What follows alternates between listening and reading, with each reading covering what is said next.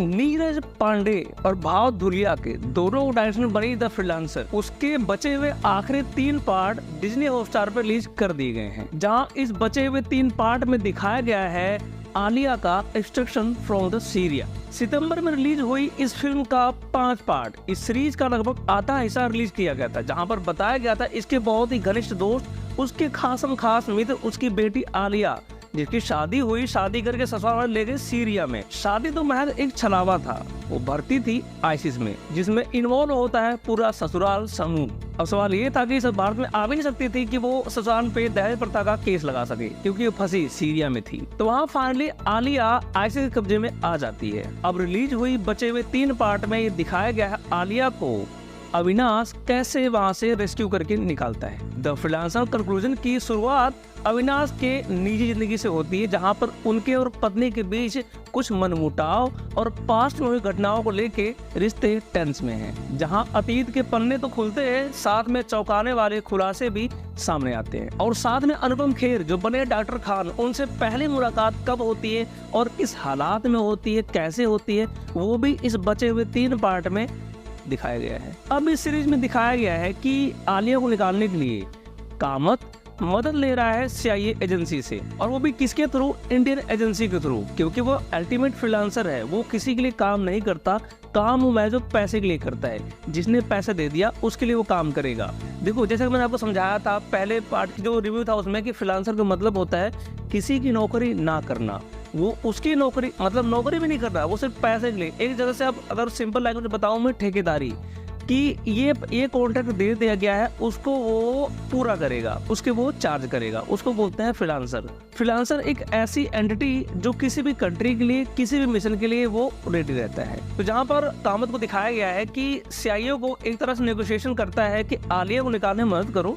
आतंकियों की जो इन्फो होगा वो शेयर करेगा, एक बार आलिया निकल जाए इसके बाद तुम बमबारी कर देना। जहाँ पर आगे कहानी में सीआईए बेसिकली मुकर जाती है उसको एक्सट्रैक्ट करने के लिए, तो वहाँ पर वो दबाव बनाता है इंडियन एजेंसी के थ्रू सीआईए पे। इंडियन एजेंसी और सीआईए एजेंसी, यहाँ एजेंसी टू एजेंसी वो गेम तो अलग लेवल पे चल रहा होता है, लेकिन यहाँ अविनाश पर्सनली उसको निकालना चाहता है सीरिया से। यहाँ पर इसकी कशमकश अलग चल रही होती है, क्योंकि हर हाल में उसको निकालना है, क्योंकि महज एक वो मिशन नहीं है, वो एक जिगरी दोस्त की, जो दोस्त मर चुका है, उसकी इकलौती बेटी है, और यहाँ वो इमोशनली बहुत ज्यादा कनेक्टेड है। तो यहाँ वो साम दाम दंड भेद करके उसको निकालना हर हाल में। तो कुल मिला के यहाँ वो मिशन पूरा होता हुआ दिखेगा आपको, जो पहले पार्ट में अधूरा छोड़ दिया गया था। पहले पार्ट में एक बेस बनता है, एक कहानी बनती है, लेकिन यहाँ पर टोटल अप्लाई होती है, चाहे वो मिशन हो, चाहे वो बनी हुई प्लानिंग हो। देखो, अगर मिशन ये है तो कहानी प्रेडिक्टेबल है, आपको अच्छी तरह पता है। अगर इस बेस पे कहानी, फिल्म या वेब सीरीज बनी हुई है तो आप आसानी से गेस कर सकते हो।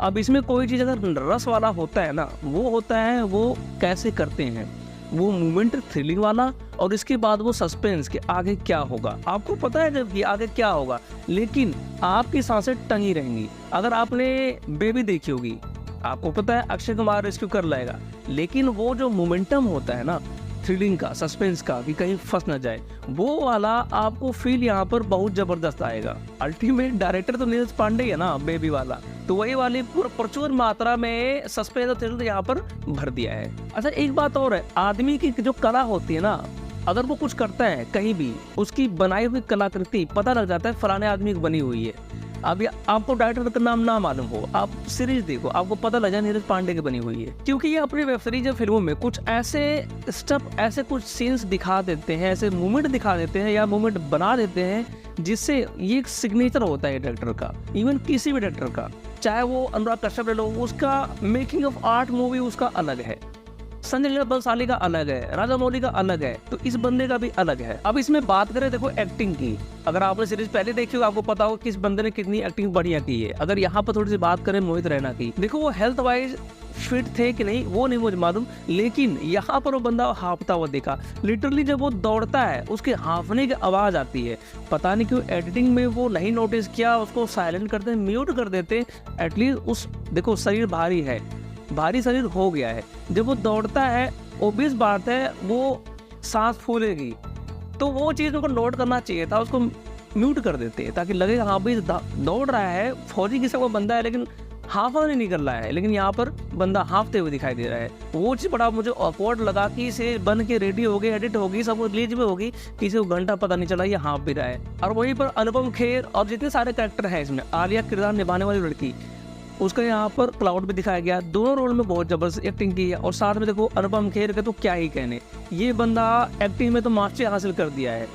घटिया एक्टिंग करना इसके लिए बहुत टफ है, अच्छी एक्टिंग करना इसके बाएं हाथ का खेल है। किसी भी फॉर्म में डाल दो, बंदा बिल्कुल पानी की तरह ढह जाता है और एक्टिंग उसी के हिसाब से कर लेता है। और आपको बता दूं कहाँ कुछ खास है इस सीरीज में और कहाँ ये सीरीज मात खा रही है। द फ्रीलांसर 2 की सिनेमेटोग्राफी ठीक ठाक है और साथ में बैकग्राउंड बीजीएम जो है वो भी ठीक ठाक है। सीरीज के जैसा कि मैंने बोला कुछ शॉट्स बहुत अच्छे हैं, वो सिग्नेचर है नीरज पांडे का। जहां पर मिडिल ईस्ट में शूट किए गए सीन ऐसा लगता है कि ये घनघोर इस्लामिक स्टेट में है, जबकि वो सेट बनाया गया था। चीजों को रियलिस्टिक कितना दिखाना है नीरज पांडे बखूबी जानते हैं। ए टिकट टू सीरिया उस पर बेस्ड सीरीज कहानी के आधार पे फीकी दिखती है। और वहीं पर आप कंपेयर करो जो सीरीज आई थी सितंबर में, इसी का आधा हिस्सा, वो सीरीज इससे मच बेटर थी। और सीरीज में कुछ देखो, एक तो पता नहीं क्या बीमारी है मेकर्स की, जो पति और पत्नी के रिलेशन है ना, जो प्रोटैगनिस्ट होता है उसका कभी रिलेशन ठीक रहेगा ही नहीं। इनके पिछवाड़े में पता नहीं क्या खुजली है, उसका जो पर्सनल रिलेशन है उसको बहुत ही टेंस दिखाएंगे। एक तो पर्सनल लाइफ में टेंस है, ऊपर से उसको ऐसा मिशन मिला हुआ है। और वो मिशन कहाँ का मिला हुआ है? सीरिया का, जहाँ के लोग बम गोली बम बारूद से नीचे बात करते ही नहीं है। तो भाई एक तरफ तो कम से कम उसको थोड़ा सा रिलीफ दे दो ताकि माइंड फ्री हो जाए, बंदा घर से तो कम टेंशन फ्री रहे, जाके मिशन पे बखूबी अपना परफॉर्म करके आए। लेकिन नहीं, उसको घर के भी टेंशन देनी है।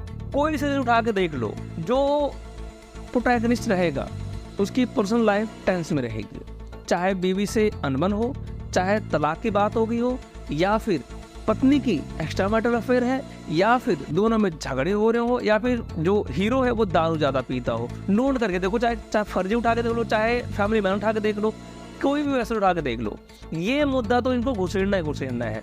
ये चीज मुझे जबरदस्ती पेला हुआ दिखाई देता है, इसकी जबकि जरूरत बिल्कुल नहीं होती। और यही सब चीजें हैं जो डायरेक्शन और भी बेटर हो सकता था, लेकिन यही सब चीजों में डायरेक्टर साहब का दिमाग उलझा हुआ रह गया। और मैं इस सीरीज को रेट करूंगा 5.5 आउट ऑफ 10 स्टार। बाकी मिलते हैं दूसरी वीडियो में, तब तक नमस्कार, जय हिंद, वंदे मातरम।